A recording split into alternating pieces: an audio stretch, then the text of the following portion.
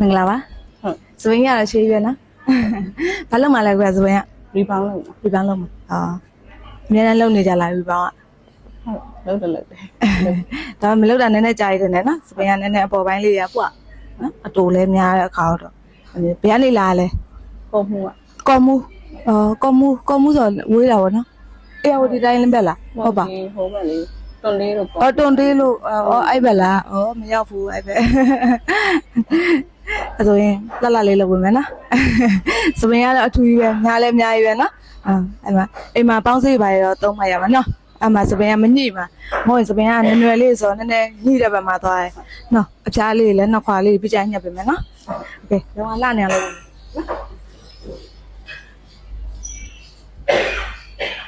အခြေခံပါလားဒီ ဟုတ်အခြေထားမှာ